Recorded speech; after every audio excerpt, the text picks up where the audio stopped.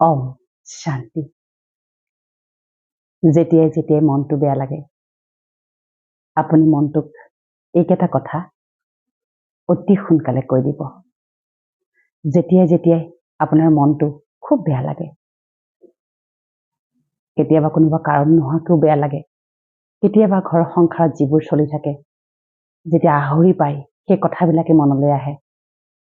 আৰু সকলোতকৈ দুখ লগা সময়টো হৈছে শুই উঠিয়েই সেই গোটেই বেয়া কথাবোৰ, বেয়া চিন্তনবোৰ মনলৈ আহিবলৈ আৰম্ভ কৰে, হয়নে বাৰু? বহু চিষ্টাৰে মোক ফোন কৰি কয় যে চিষ্টাৰ, মই শুই উঠি নাভাবোঁ বুলি ভাবিলেও কিয় মোৰ মনলৈ বাৰে বাৰে ইমান নিগেটিভ চিন্তা আহে? বহুতেই মোক প্ৰশ্ন কৰি থাকে, মোৰ মনত ইমান বেছি বেয়া চিন্তাবোৰ কিয় আহে? পৰিস্থিতি ইমানো বেয়ালৈ যোৱা নাই, কিন্তু মোৰ মনটো কিয় বাৰে বাৰে ইমান বেয়া হৈ থাকে? আজি আমি এনেকৈ কেইটামান টিপছ শিকিম, যিকেইটাৰ দ্বাৰা কিন্তু আপুনি আপোনাৰ মনটোক 21 দিনত ঠিক কৰি পেলাব পাৰিব। কিন্তু কৰোঁতে অকণমান সতৰ্কতা অৱলম্বন কৰিব। যিদৰে কওঁ সেইদৰে কৰিব। কিয় জানেনে? আপুনি যিমান সচেতন হৈ যিমান আত্মবিশ্বাসৰে এইখিনি কৰিব, সিমান সোনকালে আপুনি পৰিৱৰ্তন অনুভৱ কৰিব। কাৰণ ই হৈছে অন্তৰ্মুখতাৰ যাত্ৰা। তাৰমানে এয়া হৈছে আপুনি আপোনাক ঠিক কৰাৰ যাত্ৰা। হয়নে বাৰু? পৃথিৱীত এনেকুৱা কোনো মন্ত্ৰ যাদু বা এনেকুৱা ধৰণৰ উপায় নাই যি আপোনাক ভাল কৰি পেলাব। আপোনাৰ মনলৈ আহি থকা দুশ্চিন্তা, বেয়া ভাৱনাবোৰক কোনেও ঠিক কৰিব নোৱাৰে। আপুনি ঠিক কৰিব পাৰিব দেই, আপুনি ঠিক কৰিব পাৰিব, 100% পাৰিব। এতিয়া আমি আহিছোঁ সেই কথালৈ। শুই উঠিয়েই যেতিয়াই যেতিয়াই আপোনাৰ মনলৈ কিবা আগৰ কথাবোৰ আহে, কোনোবাই আপোনাক দুখ দিছিল, কোনোবাই আপোনাক বিশ্বাসঘাতকতা কৰি আছে, কোনোবাই আপোনাৰ লগত শাৰীৰিক টৰ্চাৰ কৰিছে, মানসিক টৰ্চাৰ কৰি আছে, ভয়, চিন্তা যেতিয়াই আপোনাৰ শুই উঠিয়ে মনলৈ আহিব, যিদিনাখনে আপোনাৰ মনলৈ সেয়া বেছিকৈ আহিব ধৰিব, আপুনি কিন্তু জানি লওক আৰু মানি লওক যে আপুনি মানসিক ৰোগৰ প্ৰথমটো ষ্টেজত ভৰি দিছে। আৰু ইয়ে যেতিয়া লাহে লাহে দ্ৰুতৰ ৰূপত বৃদ্ধি পাব, তেতিয়াই কিন্তু আপুনি মানসিক ৰোগৰ 4th ষ্টেজলৈ কিন্তু আপুনি গুচি যাব দেই। গতিকে প্ৰথম ষ্টেজত থাকোঁতেই আপুনি ঠিক ঠাক কৰি লওকচোন। একেবাৰে সহজ বিধি। সৰ্বপ্ৰথমে শুই উঠিয়েই মনলৈ কথাবোৰ আহিবলৈ দিব। একো ডাঙৰ কথা নহয়, আহিবলৈ দিয়ক। অহাৰ লগে লগে আপুনি চেক কৰিব যে কাৰ কথাটো বেছিকৈ আহিছে, কোনখিনি কথাই মোক বাৰে বাৰে বৰ ভিতৰি মোক খুচি আছে বা মোক দুখ দি আছে, মনত পেলাই আছে। আপুনি সেই ব্যক্তিজনক বিশেষভাৱে, কাৰণ আমাৰ ব্যক্তি বিশেষৰ পৰাহে দুখ আহে, নহয় জানো? আমাৰ ব্যক্তি বিশেষৰ পৰাহে আমি দুখ পাওঁ। আমিতো কোনো জন্তু জানোৱাৰৰ পৰা দুখ নাপাওঁ, হয়নে? আমি ঘৰত থকা পৰিয়ালৰ পৰাই দুখ পাওঁ, সমাজৰ পৰা দুখ পাওঁ, চুবুৰীয়াৰ পৰা দুখ পাওঁ, অঙহী বঙহীৰ পৰা দুখ পাওঁ, কৰ্মস্থানত ব্যৱসায় বাণিজ্যত থকা সকলোৰে পৰা কেতিয়াবা দুখ পাওঁ। আচলতে দুখ পোৱাটো মানে কি? দুখটো নিজে আচলতে নিজৰ গাত লগাই লোৱা। দুখ দিয়াজনে দিয়ে যাব। দুখ দিয়াজনে অতীজৰ পৰা দিয়ে আহিছে, পূৰ্ব জন্মৰ পৰাই তেওঁ কামেই হৈছে দুখ দিয়া, কিন্তু লওঁতাজন আপুনি। সেইবাবে পৰমাত্মাই কয়, প্ৰতিটো বস্তু লওঁতে তুমি যিদৰে চেক কৰা, কেতিয়াবা তোমাক কোনোবাই দুখ দিলে তুমি চেক কৰি লৈছানে দেই? তুমি চেক কৰি লৈছানে? বহুত ইম্পৰ্টেণ্ট কথা ন? আপোনাক কোনোবাই যদি কিবা এটা গিফ্ট দিয়ে, যিটো আপোনাৰ ইউজলেছ, সেইটো কিন্তু আপুনি পেলাই দিয়ে, বেলেগক দি দিয়ে। কিন্তু যেতিয়া আপোনাক আনে দুখ দিয়ে, আপুনি কিন্তু কি কৰে? সুখতকৈ সেই দুখটো সোনকালে সামৰি ৰাখেনে বাৰু? যিসকলে ৰাখে মোক লিখি জনাবচোন দেই। কাৰণ মই এটা উদাহৰণ দিওঁ। উদাহৰণস্বৰূপে আপোনাৰ পৰিয়ালতে, আপোনাৰ স্বামীৰ মাজতে হওক, সন্তানৰ মাজতে হওক, পৰিয়াল পৰিজনৰ মাজতে হওক, কিবা এটা আপোনাৰ থোটা মোজা বাৰু লাগিলেই, কাঁহী বাতি সোপা একেলগে থাকিলেতো শব্দ হ'বই, হয়নে? কিন্তু একেলগেতো থাকিবই লাগিব, অকলশৰে থাকিব নোৱাৰে, কাৰণ অকলশৰে কাম নাই। চচপেনটোত ঢাকনিখন নহ'লে জানো কাম আছে? যেতিয়া চচপেনটোত ঢাকনিখন লগোৱা যায় অকণমান শব্দ হয়। ঠিক একেদৰে আমি সংসাৰত থাকিবই লাগিব। আমি এই সংসাৰ, এই সন্তান, এই পৰিয়াল পৰিজন এৰি আমি ক'তো পলাই পত্ৰং দিব নোৱাৰোঁ দেই। আৰু সেয়া কৰিবলৈ পৰমাত্মাই কেতিয়াও কোৱাও নাই দেই। তাৰ মানে ঘৰ সংসাৰৰ ভিতৰতে থাকি পেলাই আমি কি কৰিব লাগিব যেনিবা সেই শব্দটো কমাব লাগিব হয়নে শব্দটো কমাব লাগিব এতিয়া বাৰু থুটা মোজা লাগিলে আপুনি আপোনাৰ লগতো কেতিয়াবা তেওঁ ভালো কৰিছিল আপোনাৰ লগতো বহুত বেছি ভাল কৰিছিল এনে মই এইখিনিতে সৰু এটা উদাহৰণ দিওঁ দেই একেবাৰে সৰু উদাহৰণ ৰিচেণ্টলি মই এটা কাউন্সেলিং কৰিছিলোঁ এগৰাকী খুব সুন্দৰী যুৱতী তেওঁ মোলৈ ফোন কৰিছিলে যে তেওঁ অকণমান মানসিক হতাশাগ্ৰস্ত কাৰণটো সুধিলোঁ কাৰণটোত কৈছিল যে মোৰ প্ৰেম বিবাহ হৈছিল মোৰ মানুহজন ইমানেই ভাল আৰু মই পৃথিৱীত তেওঁতকৈ ভাল মানুহ আছে বুলি মই ভাবিবই নোৱাৰিছিলোঁ চাওকচোন কিমান সুন্দৰ সম্পৰ্ক ন আৰু মই তেওঁক বহুত ভাল পাইছিলোঁ কেৱল তেওঁ মোৰ স্বামী নাছিল তেওঁ মোৰ বন্ধু আছিল তেওঁ মোৰ পথ প্ৰদৰ্শক গাইড আছিল ফিলচফাৰ আছিল আৰু আমি দুয়োটাই খুব এনজয় কৰিছোঁ জীৱনটো কিন্তু হঠাতে এদিন মই তেওঁক বেলেগৰ লগত বা বেলেগ ছোৱালীৰ লগত তেওঁৰ মেছেজ কৰা বা বেলেগ ছোৱালীৰ লগত তেওঁৰ সম্পৰ্কৰ কথা মই তেওঁৰ হোৱাটছআপ মাধ্যমেদি গম পালোঁ আৰু তাৰ পিছৰ পৰাই মোৰ ছাবকনচিয়াছ মাইণ্ডছেটত লাহে লাহে মই মানসিকভাৱে হতাশাগ্ৰস্ত হ'বলৈ আৰম্ভ কৰিলোঁ আৰু কথাটো মই তেওঁক ক'বও নোৱাৰা হ'লোঁ জানো চা মই কি হিচাপত কওঁ কাৰণ তেওঁ ইমানেই ভাল তেওঁ আগৰ দৰেই মোৰ লগত ভাল হৈ আছে তেওঁ আগৰ দৰেই মোৰ লগত ব্যৱহাৰ কৰিছে তেওঁ কেতিয়াও মোক বেয়া ব্যৱহাৰ কৰা নাই তেওঁ মোক সদায় গাইড দিয়ে সদায় কেয়াৰ লয় মোক লগা প্ৰতিটো বস্তু আগৰ দৰে আনি দি আছে মই কি সতে কওঁ যে তোমাক মই এনেকৈ দেখিলোঁ আৰু সেই গোপন কথাটোৱে মোৰ মগজুত সোমাই সোমাই সোমাই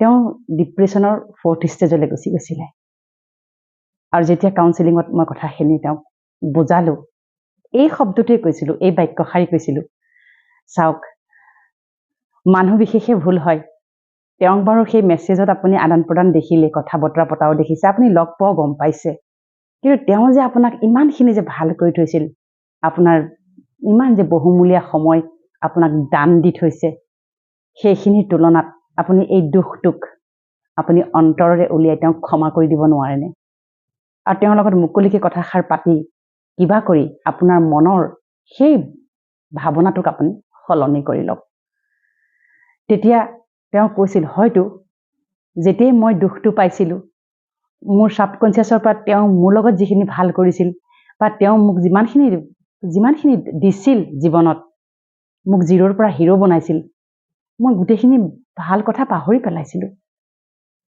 হয়নে মোৰ কোৱাৰ ভাৱাৰ্থ এইটোৱে একো নহয় কিবাটো কেতিয়াবা ভাল কৰিছে আপোনাৰ লগত হয়নে মানুহ বিশেষে ভুল হয়েই আৰু এইবিলাক যে এক্সট্ৰা মেৰিটেল এফেয়াৰ কাৰোবাক ভাল পোৱা কাৰোবাক দেখি আকৃষ্ট হোৱা এই যে শৰীৰ কেন্দ্ৰিক আমাৰ যিটো চলি আছে সমাজত এইটো আচলতে আমাৰ সংস্কাৰৰ মানে অশুদ্ধতা দেই আৰু সেই সংস্কাৰৰ অশুদ্ধতা আমি এতিয়া লৈ অহা নাই আত্মাই যুগে যুগে কেৰি কৰি আনে যেনিবা কৰাওঁতে কামটো এই মানৱৰ শৰীৰৰ দ্বাৰা কৰায় সেইকাৰণে সেই মানুহজনক বা মানুহগৰাকীকে আমি বেয়া পাবলৈ আৰম্ভ কৰোঁ তেনেকুৱা কৰিব নাপায় দেই ভাল হৈ যাব ঠিক হৈ যাব আপুনি ভাবি লওক তেওঁ অবাতে গৈছে তেওঁ বাট পাহৰি গৈছে তেওঁ ঘৰলৈ যোৱাৰ আচল ঠিকনা হেৰুৱাই পেলাইছে হয়তো তেওঁ জ্ঞানৰ অভাৱ ঘটিছে মই তেওঁক ভাল চকুৰে চাই মই তেওঁৰ কল্যাণ কামনা কৰি মই তেওঁক আগবঢ়াই আনিম অন্ততঃ মই তেওঁক আৰু বেয়ালৈ যাব নিদিওঁ দেই অন্ততঃ মই তেওঁক আৰু সেই বেয়া বাটলৈ যাব নিদিওঁ মই ঠিক কৰি ল'ম এনেদৰে যদি আমি ভাবি লওঁ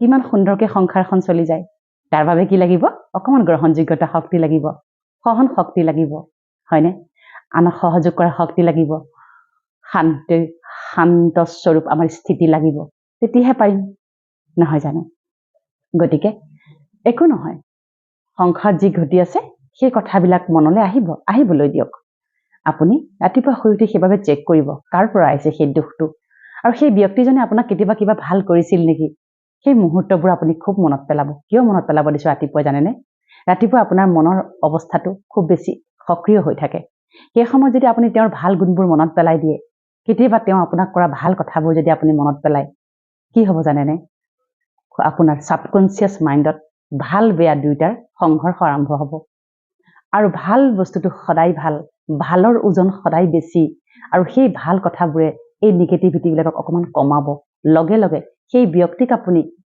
আপোনাৰ চকুৰ সন্মুখলৈ আপুনি তেওঁক অকণমান মনত পেলাই ক'ব হে আত্মা তুমি যেনেকৈ তুমি মোৰ বাবে শ্ৰেষ্ঠ তুমি জ্ঞানস্বৰূপ প্ৰেমস্বৰূপ আনন্দস্বৰূপ সুখস্বৰূপ দিব্যস্বৰূপ পৰম পবিত্ৰ স্বৰূপ কল্যাণকাৰী তুমি ঈশ্বৰ পৰমাত্মাৰ সন্তান তুমি মোক নিস্বাৰ্থভাৱে বহুত ভাল পোৱা আৰু মই তোমাক নিস্বাৰ্থভাৱে প্ৰেম কৰোঁ, সহযোগ কৰোঁ। তুমি নিৰ্বিকাৰী আত্মা। তোমাৰ সমস্ত বেয়া স্বভাৱ সংস্কাৰ আজিৰে পৰা পৰিৱৰ্তন হৈছে। তুমি ভাল হৈ পৰিছা। তুমি মোৰ একান্ত সহযোগী হৈ পৰিছা। তুমি মোৰ লগত প্ৰতিটো কথাত সহযোগ আৰু সন্মান সহকাৰে মোক সমৰ্থন দিছা। আৰু মই প্ৰতিশ্ৰুতি দিছোঁ, যদি এই সংসাৰত থাকোঁতে কেতিয়াবা মই তোমাক কিবা অপায় অমংগল বা অপৰাধ কৰিছিলোঁ, আঘাতো দিছিলোঁ, আজি মই স্বয়ং ভগৱানক সাক্ষী মানি মই তোমাক ক্ষমা প্ৰাৰ্থনা খুজিছোঁ। তুমি মোক ক্ষমা কৰি দিছা। আৰু তুমিও মোৰ লগত যিখিনি কৰি আছা, যিমান তুমি মোক দুখ দিছিলা, আজিৰে পৰা মই শক্তিশালী হৈ সেয়া সকলো ক্ষমা দান কৰি মই আজি তোমাক সম্পূৰ্ণ নিস্বাৰ্থ ভাৱনাৰে গ্ৰহণ কৰিছোঁ, সহন কৰিছোঁ আৰু সহযোগ কৰিম বুলি প্ৰতিশ্ৰুতি দিছোঁ। তুমি ভাল হৈ পৰিছা। তোমাৰ সমস্ত বিকৰ্ম নোহোৱা হৈ পৰিছে। তুমি ঠিক হৈ গৈছা। এনেকে ধৰণৰ যদি আপুনি যদি সংকল্প লয় আৰু তেওঁক যদি সেই স্মৰণ কৰি এইখিনি কথা কয়, কি হ'ব জানেনে? আপুনি কওঁতে কৈ থাকিব। সেই সময়ত এইটো ভাবিব নালাগে মই কৈ আছোঁ মানে ভাল হৈ যাব, এনেকে ভাবিব নালাগে। আপুনি কওঁতে কিন্তু আত্মবিশ্বাসৰে আৰু নিস্বাৰ্থ ভাৱনাৰে ক'ব। আপুনি তেওঁক এজন নিজৰ সেই সম্পৰ্কত ধৰি ৰাখি নক'ব, এজন আত্মা হিচাপে ক'ব। তেতিয়া কি হ'ব জানেনে? আপুনি কওঁতে কওঁতে কওঁতে কওঁতে আপোনাক মই গেৰেণ্টি সহকাৰে ক'ব পাৰোঁ, 21 দিনত আপোনাৰ তেওঁৰ প্ৰতি ভাৱনা বদলিব। পৃথিৱীত চবতকৈ ডাঙৰ বস্তুটো হৈছে ভাৱনা। তাৰপিছতো কেনেকুৱা লাগিব জানেনে? যদিও তেওঁ কিবা অপকৰ্ম কৰে, আপোনাৰ মনত সি বৰ বেছি দুখ নিদিব।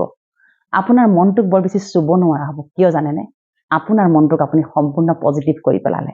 যেতিয়া আপুনি আনক ক্ষমাদান কৰিব, যেতিয়া আপুনি আনৰ ওচৰত ক্ষমা প্ৰাৰ্থনা খুজিব, তাৰমানে আপোনাৰ পজিটিভিটি ভিতৰত ভৰপূৰ হ'বলৈ আৰম্ভ কৰিব। আৰু যিদিনা আপুনি পজিটিভ হ'ব, আৰুনো কি লাগে নহয় জানো জীৱনত? আপুনি যেতিয়া পজিটিভ হ'ব, যেনেকৈ পৰিস্থিতি নাহক, যেনেকুৱাই ঘটনা নাহক, যেনেকুৱা ধৰণৰ ব্যক্তিয়ে আপোনাৰ ওচৰত যেনেকুৱা ধৰণৰে যি ধৰণৰ ব্যৱহাৰ কৰি নাথাকক কিয়, য'তেই যি কৰি নাথাকক কিয়, আপোনাৰ মনক কিন্তু তেওঁ আঘাত কৰিব নোৱাৰিব, আপোনাক প্ৰভাৱান্বিত কৰিব নোৱাৰিব। আপোনাক লাগে তেনেকুৱা এটা স্থিতি এতিয়া। ক'তনো আপুনি এতিয়া ঘূৰি ফুৰিব, কাক চাই কোনে ক'ত কি কৰি ফুৰিছে, নহয় জানো? এই সংসাৰত আছোঁ যিহেতু সকলোৱে বেলেগ বেলেগ কাৰ্মিক একাউণ্ট লৈ আহিছে। পূৰ্ব জন্মত যদি কোনোবাই 100মান কাৰ্মিক একাউণ্ট লৈ আহিছে, তেওঁ এই জন্মত ভুগিবই লাগিব। কাৰোবাক যদি ঠগি থৈ আহিছে, এই জন্মত তেওঁ ঠগ খাব। কাৰোবাক যদি তেওঁ কথা দি থৈছিলে, এই জন্মত সেই কথা তেওঁ কি কৰিব লাগিব? তেওঁ সেই প্ৰতিশ্ৰুতি পালন কৰিবই লাগিব। গতিকে আমি সকলো স্বতন্ত্ৰ আত্মা, পাহৰি নাযাব। আপুনি একেলগে বিবাহ পাশত আবদ্ধ হ'ল বুলিয়েই, আপুনি গৰ্ভৰ পৰা সন্তান জন্ম দিলে বুলিয়েই, আপোনাৰ ভাই ভনী একেই ঘৰৰ পৰা আহিলে বুলিয়েই সকলো যে একেই হ'বই নোৱাৰে। পাৰ্থক্য বহুত ডাঙৰ হ'ব পাৰে, আকাশ পাতাল প্ৰভেদ হ'ব পাৰে দেই। তাৰ মাজতে আমি কি কৰিব লাগিব? আমাৰ ফালৰ পৰা শব্দটো কমাই কৰিব লাগিব। কেনেকৈ শব্দটো কমাই কৰিব? যিমান পাৰে ৰাতিপুৱা শুই উঠি আপুনি মনটোক বুজাব, মই শক্তিশালী। মই তেনেকৈ ভাবিব নাপায়। মই শক্তিশালী, মই তেনেকৈ ভাবিব নাপায়। মই মানসিক, আৱেগিক আৰু আধ্যাত্মিকভাৱে মই প্ৰবল শক্তিশালী। মোৰ কাৰোৰ প্ৰতি কোনো ধৰণৰ আক্ষেপ নাই। মই সকলোকে ক্ষমাদান কৰিব পাৰোঁ। মোৰ বাবে সকলো সম্ভৱ। মই পজিটিভ। মই ভগৱানৰ সন্তান। মই বিশেষ। মই শ্ৰেষ্ঠ। মোৰ চিন্তন শ্ৰেষ্ঠ, মোৰ ভাৱনা শ্ৰেষ্ঠ, মোৰ কৰ্ম শ্ৰেষ্ঠ, মোৰ সংস্কাৰ শ্ৰেষ্ঠ। হ'ব যোনে য'ত যি কৈ নাথাকক কিয়, কিন্তু মই আজিৰে পৰা কাকোকে কোনো ধৰণৰে কাৰোৰ প্ৰতি আক্ষেপ নাৰাখোঁ। মই নিজে নিজক বহুত প্ৰেম কৰোঁ। এনেকৈ আপুনি মনটোক বুজনি দিব আৰু মনটোক ক'ব, হে মন, তুমি শক্তিশালী। তুমি কেতিয়াও ভাগি পৰিব নোৱাৰা। তুমি কেতিয়াও দুৰ্বল নহয়। তুমি শক্তিশালী, জ্ঞানী, শান্ত আৰু স্থিৰ। শান্তি তোমাৰ স্বধৰ্ম। শান্তি মোৰ স্বধৰ্ম। শান্তি মোৰ জনমসিদ্ধ অধিকাৰ। শান্তি মোৰ ব্যক্তিত্ব। শান্তি মোৰ স্বভাৱ সংস্কাৰ। মই শান্ত।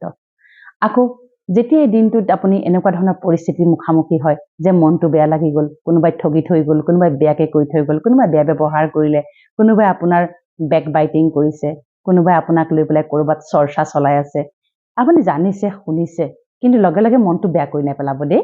কিয় জানেনে? মনটো আপোনাৰ মনটোতো ডাষ্টবিন নহয়, হয়নে? যিদৰে অলপ আগতে কৈছিলোঁ, যিদৰে আমি বেয়া গিফ্ট দিলে বা যিটো আমাৰ উপযোগী গিফ্ট নহয়, আমি লগে লগে আনক দি দিওঁ, আমি ব্যৱহাৰ নকৰোঁ। যিটো আমাৰ উপযোগী আমি সেইটোহে ব্যৱহাৰ কৰোঁ।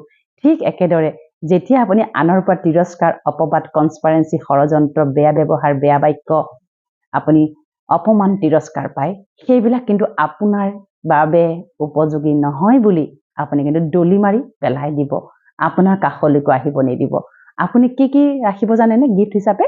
যদি কোনোবাই আপোনাক সহযোগ কৰিছে, যদি কোনোবাই আপোনাক সহযোগ কৰিছে প্ৰতিটো কামতে, বা যদি আপুনি ক'ৰবাত কিবা কৰি পেলাই আপোনাৰ ফালৰ পৰা যদি কিবা আপুনি দিব পাৰিছে। কোৱাৰ ভাৱাৰ্থ এইটোৱে যে আমি গিফ্ট হিচাপে নিজে দিবহে লাগে। গিফ্ট সদায় নিজে দিয়াৰ ওপৰত আমি কি ৰাখিব লাগে? চকু ৰাখিব লাগে। কি পাইছো তাৰ ওপৰত আমাৰ চকু ৰখাটো উচিত নহয়। গতিকে আৰু কেতিয়াও আপুনি এইটো এক্সপেক্টেশ্যন নকৰিব, মই দামী গিফ্ট দিলো মানে মই ভালকে ভাবিলো, মই পজিটিভ ভাবিলে হ'ব নেকি? য়েছ, আপুনি পজিটিভ ভাবিলে হৈ যাব।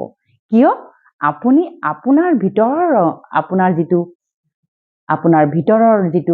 আপোনাৰ মনৰ অৱস্থা, আপোনাৰ যিটো মাইণ্ডছেট, আপোনাৰ যিটো মনৰ অৱস্থা, সেইটো আপুনিহে ঠিক ঠাক কৰি ৰাখিব লাগিব।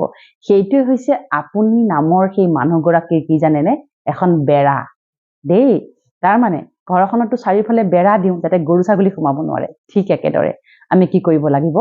আমি আমাৰ মনৰ যিখন বেৰা সেইখন কিন্তু আমি খুব টাইটলি দিব পাৰিব লাগিব। সংকল্পৰে দিব লাগিব যে মই শ্ৰেষ্ঠ, আজি দিনটো মোৰ শ্ৰেষ্ঠ হ'ব। যেনেকৈ পৰিস্থিতি, যেনেকুৱা ধৰণৰ কথা বতৰা নাহক কিয়, মই কোনো কাৰণত আজি দুৰ্বল নহওঁ। প্ৰতিটো পৰিস্থিতিক মই শক্তিশালী, জ্ঞানী আৰু শান্ত হৈ মুখামুখি হ'ম। মোৰ মনত তাৰ আঁচ বহিব নিদিওঁ। আজি মই মানসিকভাৱে শক্তিশালী হৈ থাকিম। আজিৰ দিনটো মোৰ বাবে শ্ৰেষ্ঠ হ'ব। এনেকে আপুনি ভাবি থাকিবচোন। আৰু যেতিয়া মনলৈ বেয়া ভাৱ আহে, কাহানিৰ কথা মনত পৰে, ইমিডিয়েটলি সেই ব্যক্তিজনক আপুনি মানসিক ৰোগী বুলি ভাবিয়েই হওক, বা তেওঁৰ কিবা কমজুৰি দুৰ্বলতা আছে বুলি ভাবিয়েই হওক, বা তেওঁৰ পূৰ্বজন্মৰ বিকৰ্মৰ লগত লৈ আহিছে বুলি ভাবি হ'লেও তেওঁক আপুনি লগে লগে ক্ষমাদান কৰি দিব। যেতিয়া আপুনি ক্ষমাদান কৰি দিব, কি হ'ব জানেনে? প্ৰথম কথা, আপুনি পাহৰি যাব। তেওঁ কৰা বেয়া কথাবোৰ একেবাৰে পাহৰি যাব। তাৰপিছতে দ্বিতীয়টো কথা হৈছে, আপুনি যেতিয়াই আপুনি পানী খায়, ভাত খায়, নাপাহৰিব, কেতিয়াও মনত বেয়া ভাৱনা লৈ পেলাই নাখাব দেই। সেইবাবে আমি কিয় কওঁ পানী যে সংকল্প দি খাব লাগে, খাদ্য খাওঁতে সংকল্প লৈ খাব লাগে, তাৰ চাইণ্টিফিক ভাৱাৰ্থ এইটোৱে। তাৰমানে ইমান সময় মই বা কি ভাবি আছিলো, সেই ভাৱনাটোক চেঞ্জ কৰিব লাগিব। কাৰণ খাওঁতে আমি যদি সেই ভাৱনাৰে খাওঁ, হয়নে, তাৰমানে কি হ'ব? আমাৰ আকৌ সেয়া দুগুণ হৈ যাব পাৰে। বেয়া কথাখিনি আমাৰ হৃদয়ত দুগুণ পৰিমাণত আমাৰ কি হ'ব পাৰে? স্থায়ী হৈ যাব পাৰে। সেইবাবে আমি কি কৰিব লাগিব? আমি খাওঁতে আমাৰ মাইণ্ডছেটটো সলনি কৰিবলৈকে আমি সংকল্প লওঁ। খাদ্যখিনি লৈ আমি স্বয়ং ভগৱানক স্মৰণ কৰোঁ। স্বয়ং ভগৱানক স্মৰণ কৰি তেওঁৰ পৰা শক্তি লওঁ, আৰু শক্তি লোৱাৰ পিছত আমি সংকল্প লৈ পেলাই আমি খাদ্য খাব লাগে। গতিকে এনেদৰে আপুনি কৰকচোন। আপুনি দেখিবা আপোনাৰ মনৰ পৰিৱৰ্তন হৈছে। আপোনাৰ মনৰ পৰিৱৰ্তন হ'বই লাগিব। তাৰ বাহিৰে বেলেগ বিকল্প আৰু আপোনাৰ নাই। কাৰণ এতিয়া শুনিছো মানসিক ৰোগীৰ সংখ্যা দিনক দিনে বাঢ়ি আহিছে। চাইকাট্ৰিক হওক বা কনচালটেণ্ট হওক, তেওঁলোকৰো সংখ্যা বৃদ্ধি হ'বলৈ আৰম্ভ কৰিছে। যিদৰে শাৰীৰিক সমস্যা বাঢ়িছে, ৰোগ বাঢ়িছে, মানসিক ৰোগো বাঢ়িবলৈ আৰম্ভ কৰিছে। গতিকে ঘৰতে এই বিধিৰে আপুনি মানসিক ৰোগক সম্বৰণ কৰক। ইয়াতে ক'ব বিচাৰিছো, মোৰ যিখন কিতাপ যেনেকৈ সমস্যা তেনেকৈ সমাধান, সেই পুথিখনত মই সমস্ত সংকল্প লিখি ৰাখিছো। যিসকলে এতিয়াও সংগ্ৰহ কৰা নাই, তলত দিয়া নম্বৰত আপোনালোকে হোৱাটছএপ যোগে বুকিং কৰি পেলাই সেই পুথিখন লৈ লওক। সেই পুথিখনত মই সমস্ত সংকল্প লিখি ৰাখিছো। সেয়া চাই পঢ়ি শুদ্ধ সহজ অসমীয়া ভাষাত লিখি ৰাখিছো। সেয়া পঢ়ি চাই আপুনি ঘৰতে সেইখিনি বিধি আপুনি পালন কৰিব পাৰিব। তাৰোপৰি মেডিটেশ্যনৰ বাবে আপুনি আমাক যোগাযোগ কৰিব পাৰে। আৰু যদি কিবা ব্যক্তিগত সমস্যা আছে, আপুনি যদি কিবা ব্যক্তিগত সমস্যাত জৰ্জৰিত হৈ আছে, মানসিক বেমাৰত ভুগি আছে, আপুনি কাউন্সিলিঙৰ বাবে যোগাযোগ কৰিব পাৰে। আপোনালোকৰ জীৱনটো সুখৰ হওক। আপোনালোকে মানসিকভাৱে, আৱেগিকভাৱে সুস্থ, সবল আৰু শক্তিশালী হওক, তাৰেই কামনাৰে। ওম শান্তি।